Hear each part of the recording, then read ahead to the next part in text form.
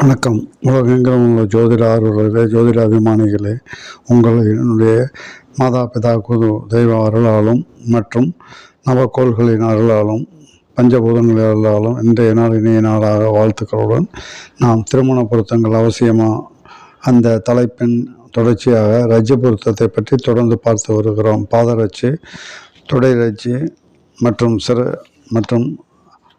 சிடை, தொடை, பாதம்,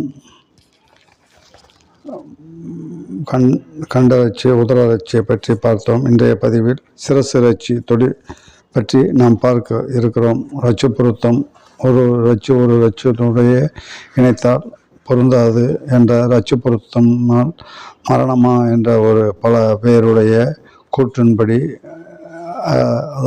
அதிக ஆர்வமுடன் அனைவரும் இந்த தலைப்பின் கீழ் பயந்து கொண்டு அனைவருடைய உதவியை வழிகாட்டியை நாடுவோம், நாம் அதிக அறிவோம். அந்த வகையில் இந்த திருமண பொருத்தம், ரட்சி பொருத்தம் என்ன செய்யும் என்ற ஒரு தொடர்ச்சியாக கடந்த பதிவில் பாதம் ரட்சி, தொடை ரட்சி, உதர ரட்சி, கண்டரட்சியை பார்த்தோம். அந்த வகையில் இன்றைய சிரசு தலை ரட்சி நான் பார்க்க இருக்கின்றோம். அந்த சிரசு ரட்சி சில ஜாம்பவான்கள் ஒரு மனிதனுடைய படத்தை போற்று பாகங்களை குறிப்பது போல் தலைக்கு நேராக தலை ரட்சி எந்தெந்த நட்சத்திரம், கழுத்து ரட்சி எந்தெந்த நட்சத்திரம் மற்றும் தொடை ரட்சி என்னென்ன நட்சத்திரம், அதே மாதிரி கண்டரட்சி எந்தெந்த நட்சத்திரம் என போட்டு விளக்கங்கள் கூறிக்கொண்டு உள்ளதை அறிவீர்கள். சில பேர் இதில் மரணம் என்ற ஒரு பயமுறுத்தலில் பரிகாரங்களின் நோக்கத்தில்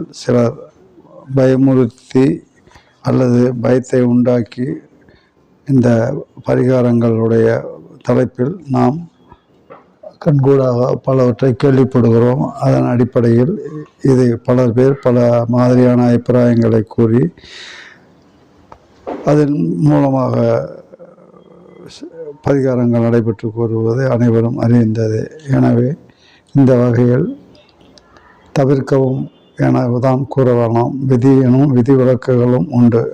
பயமுறுத்தி சில சொற்ப தொகைகளை பெறுவதற்காக சிலர் கையாளும் தந்திரம் எனவும் எடுத்துக்கொள்ளலாம்.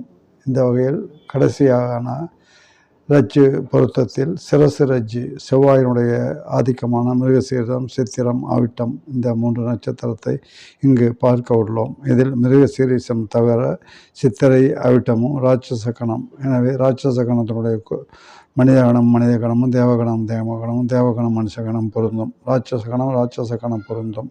ராட்சச கணத்தை மனுஷகணமோ அல்லது பெண்ணுடைய ராட்சச கணத்தையே தேவகண பெண் ஆணுடன் பொருத்த மாட்டார்கள். இதுவும் அனைவரும் அறிந்தது. இந்த ஒரு வகையில் இந்த செவ்வாய் தோஷம் என்ற ஒரு செவ்வாய் கிரகத்தினுடைய இந்த மிருகசீரிடம், சித்திராவிட்டம் செவ்வாய் தோஷத்தினுடைய அடிப்படையிலையும் அந்த பலன்கள் நடைபெறுவதற்கான அதிகமான வாய்ப்புகள் உண்டு.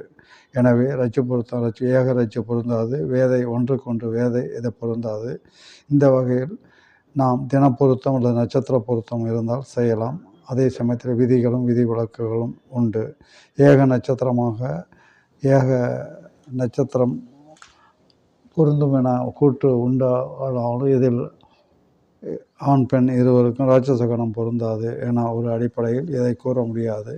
இந்த வகையில் செவ்வாய் தோஷத்துக்கான ஒரு தீய பலன்களும் இந்த ரட்சு பொருத்தத்தில் நடைபெறுவதற்கு வாய்ப்பு உண்டு. மரணமா என்ற ஒரு சந்தேகத்தின் இதன் பிரிவினை ஏற்படுத்தும் அல்லது அவருடைய ஆரோக்கியம் கெடும், பிரிவினை காலம்புறா பிரிவை வைக்கும் அல்லது ஆரோக்கியம் அல்லது சன்னியாசிய வாழ்க்கை இது போன்ற ஒரு இணைந்து இருக்கக்கூடிய ஒரு மருத்துவம், காலம்புறாக மருத்துவம் அல்லது சதிபதிகளுடைய அந்யோன்ய வாழ்க்கையில் முறியடித்து பிரச்சனையை உருவாக்கும் அல்லது ஆரோக்கிய பிரச்சனை ஏற்படுத்தி தொடர்ந்து வைத்திய செலவும் வைத்தியரிடமும் அலைந்து கொண்டு இருக்கக்கூடிய சதிபதிகள் பிரிவினை ஏற்படுத்தும்.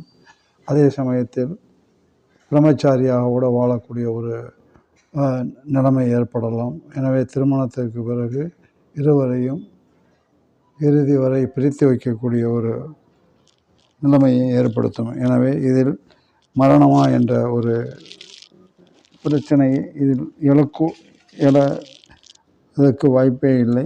எனவே செவ்வாய் தோஷத்திற்கான பரிகாரமும் செவ்வாய் நட்சத்திரத்திற்கு பொருந்தும். இந்த வகையில் சிரசு என அனைவரும் பார்த்து அறகுறையாக பலன்கள் கூறுவதை வைத்து பயப்பட வேண்டிய அவசியம் கிடையாது. பிரிவினை ஏற்படுத்தும். ஆனால் தவிர்ப்பது நல்லது. இதில் நல்ல தலைசிறந்த இந்த வகை நட்சத்திரங்களை பற்றி நல்ல ஆய்வு உள்ள திறமையான நல்ல விஷயம் தெரிந்த அல்லது இதில் மிகவும் நுட்பமாக பொருத்தம் பார்க்கக்கூடிய நபரை பார்த்து நீங்கள் முடிவு எடுத்து கொள்ளலாம். எனவே இந்த நட்சத்திரத்தில் பிறந்த ஆண் பெண் இருவரும் பயப்பட வேண்டிய அவசியமில்லை.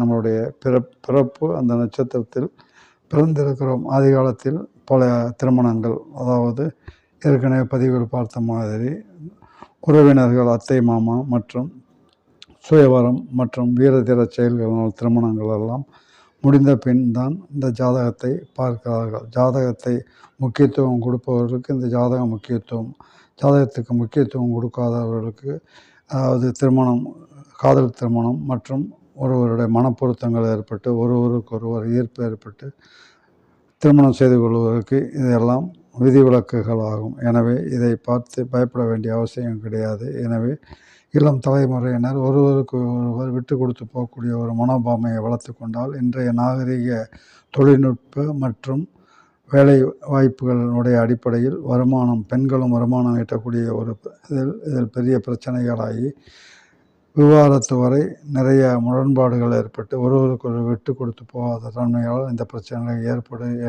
ஏற்பட்டு கொண்டு உள்ளது என்பது தான் உண்மையே தவிர இதில் ஜோதிடத்தினுடைய பங்கு ஏதும் இல்லை. எனவே சதிபதிகள், அதாவது கணவன் மனைவி அல்லது ஆண் பெண் இருவரும் ஒருவருக்கொருவர் எந்த ஒரு பிரச்சனையுமே பேசி தீர்த்து விட்டு கொடுத்து போவது மிக நல்லது. இதை ஆதரிக்கக்கூடாது. அதாவது ஆணுடைய பெற்றோர்களும் பெண்ணுடைய பெற்றோர்களும் இந்த விஷயத்தில் பெரிய பிரச்சனையாக்கி முரண்பாடுகளை வளர்க்கக்கூடாது, தீர்த்து வைக்க முயற்சிக்க வேண்டும். நன்றி, வணக்கம். தொடரும்.